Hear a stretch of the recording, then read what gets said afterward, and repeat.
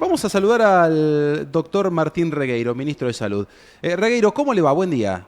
Hola, buenos días. ¿Cómo andan por ahí? Bien, Buen bien, día, nosotros muy muy bien. bien. Tenemos el dato de que ha sido un buen año el 2025 en cuanto a la salud. Si hablamos puntualmente del recupero financiero, que ha incluso mostrado mejores números de lo que había tenido en el 2024, por encima del 150%. Lo que quiero preguntarle es, específicamente cuando hablamos de recupero financiero, ¿qué estamos mencionando? A ver, el recupero financiero es lo que nosotros le cobramos a las obras sociales o prepagas por el uso que hace el sistema público. Ponele, vos vas al hospital, te atendés a una consulta, o te haces un laboratorio, o te haces una cirugía, y vos tenés obra social o prepaga, y lo que nosotros hacemos es, después de atenderte, le mandamos una factura a la obra social para que nos pague la práctica que te hicimos. Vos pagás todo el tiempo tu obra social o tu prepaga, y nosotros lo que hacemos es le cobramos a la obra social para que podamos atenderte. Por eso nos permite ordenar y después reinvertir, porque vos pensás que lo que nos pasó durante los últimos 2 años es que mayor cantidad de gente con cobertura de obra social y prepaga vino al sistema público. Y es un poco también la manera de poder reinvertirlo en el sistema de salud y poder hacer que siga funcionando el sistema de salud, y porque obviamente venimos a atención, hay más del 71% de la comunidad que hace uso de todos los hospitales y centros de salud de la provincia. Por eso para nosotros es importante el recupero, pues nos permite tener fondos para poder reinvertir y poner, no sé, comprar el tomógrafo que se compró en el Heller, o comprar ambulancias para algunos centros de salud, o comprar las camionetas de San Martín de los Andes.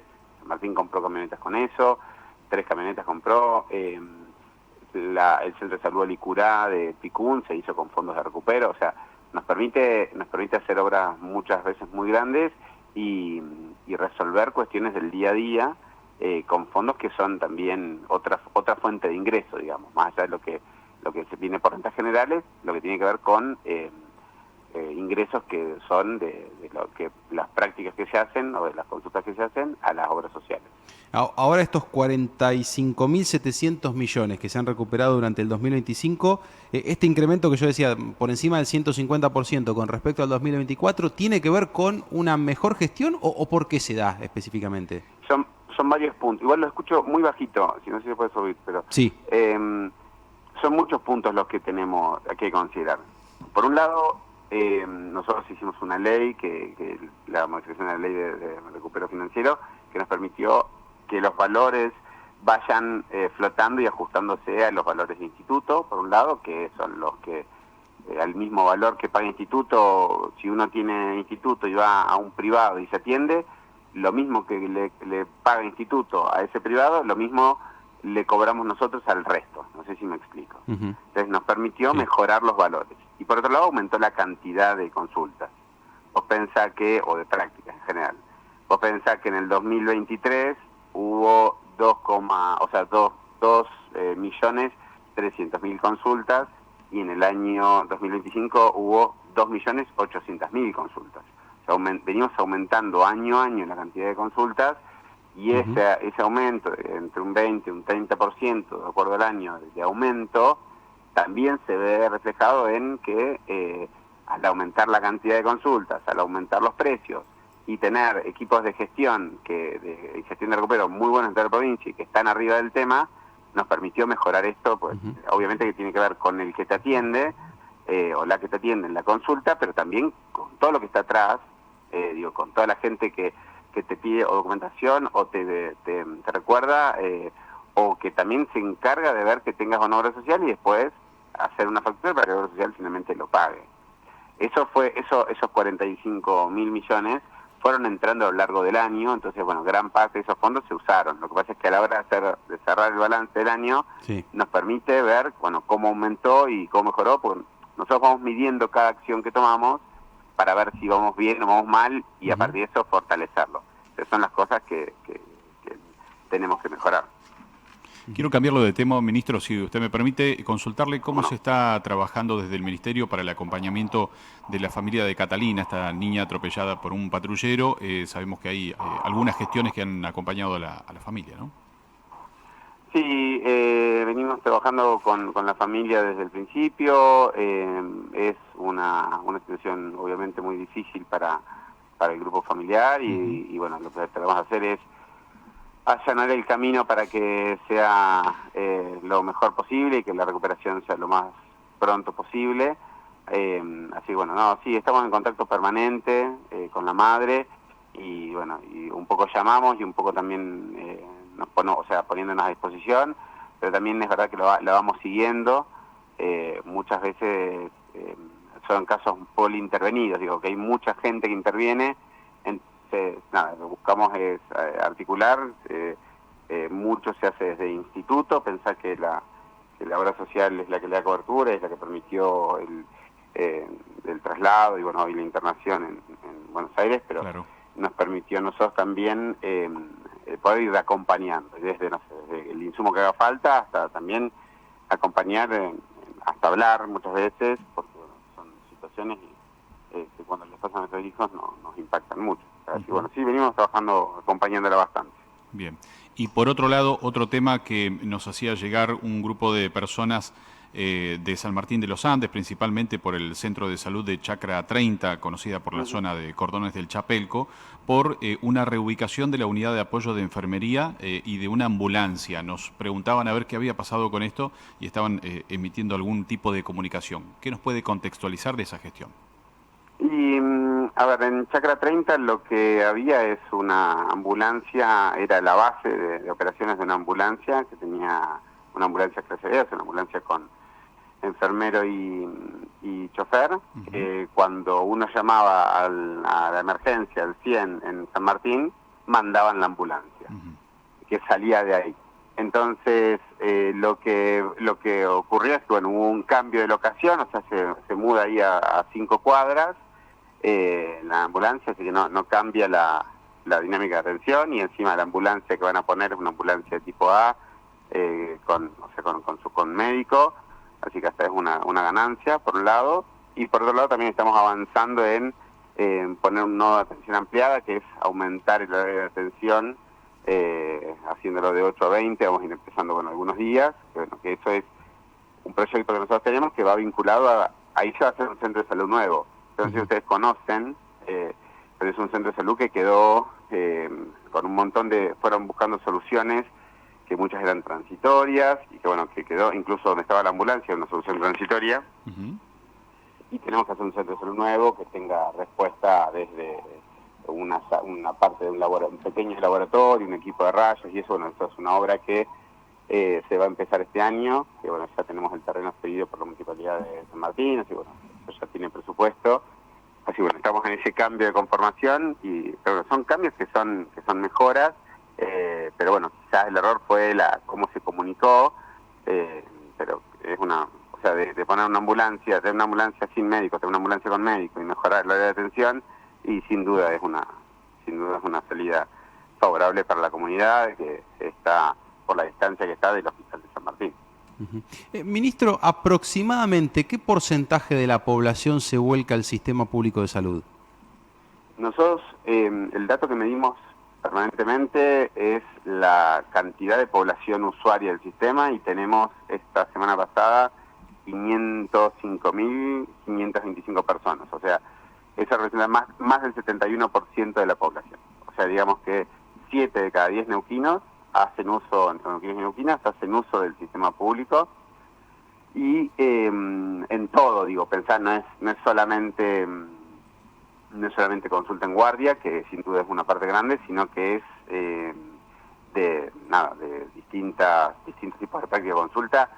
Nos pasa en hospitales como el de Anielo, por ejemplo, que Anielo tiene por censo cerca de 8.000 por censo, ¿no? Cerca de 8.000 habitantes y un poco más ahora en el último del padrón, pero se atienden en el hospital 24.000 personas, o sea, 3 veces más que la población. Claro. Entonces eso hace que, obviamente, cada vez hay más gente que hace uso del sistema público, y eso lo pone atención. No es solamente que aumenta la cantidad de consultas, sino que también aumenta la cantidad de profesionales que tenemos que tener, aumenta la cantidad de turnos que hay que dar, aumenta la cantidad de insumos vinculados, pero realmente es mucho, es muy significativo la gente que usa, y pensá que es todo el año, o sea, no es que tenemos, salud no para, no es que tenés vacaciones de verano, sino que durante todo el año la gente consulta. Y la estrategia, por ejemplo, la estrategia de nodos, o sea, de atención de 8 de la mañana a 8 de la noche, de lunes a lunes, hizo también que mucha gente que no estaba consultando en el sistema público, gente que no tenía cobertura de obra social, se acercara a los centros de salud. Claro. Que bueno, eso también hay veces que somos nosotros mismos que no permitimos, y bueno, con esto que estamos sabiendo buscar a que la gente se acerque nuevamente al sistema de salud, pero son las estrategias que vamos avanzando para mejorar el acceso. Pensar que aumentamos la cantidad de consultas de 2.300.000 a 2.800.000, eso a fin de año, habla de cuántas consultas aumentaron y que se usaron. No es solamente que aumentaron la oferta, sino que también aumenta la demanda de la población. En virtud de esto, de lo que comentaba hace un ratito nada más, de la amplitud horaria, el año pasado implementaron esta herramienta de poder ampliar la atención en los centros periféricos o nodos periféricos, y principalmente de Neuquén Capital. Hablamos del Centro de Salud de Sapere, Confluencia, Nueva Esperanza o Almafuerte, que descongestionan un poco los grandes centros de salud u hospitales que hay acá en Neuquén Capital. ¿Qué balance pudieron hacer de esto? Y teniendo en cuenta que este año también ya han anunciado que van a continuar de esta manera, ¿verdad? Sí, es una estrategia que tenía que ver con cambiar eso, un poco que vos decís, que la gente iba a los hospitales muchas veces para consultas que no eran prioritarias. Claro. Y nos pasa que hoy es algo que nosotros también medimos, que es la cantidad de consultas de baja complejidad, lo que nosotros le decimos los verdes. Gente que va a la guardia para una patología que es banal o algo que no puede resolver en una consulta, muchas veces hasta renovar recetas. Bueno, ¿qué nos pasaba con eso? Que se sobrecargaban las guardias. Sí. Y hacía que la gente esté muchas horas en la guardia, esperando para ser atendido para cosas que no eran prioridad. Obviamente, cuando uno llega a una guardia, se hace lo que se llama un triage, que es una selección de acuerdo a la gravedad del paciente, y el que entra antes es el más grave, no el que está hace más tiempo esperando. Porque tiene que ver con el riesgo de vida. Bueno, evidentemente no, eso va a cambiar. Entonces pensamos hacer, ¿cómo hacemos para recuperar eso, para aumentar la oferta y para hacer que muchas veces la gente pueda, en esto que hablábamos recién, renovar o un tratamiento o un seguimiento, muchas veces consultas más cortas, o el control de embarazadas, o hay veces consultas odontológicas, y empezar a usar los centros de salud en horarios donde a veces decían, no pasaba de los procesos, decían, no tengo dónde atender.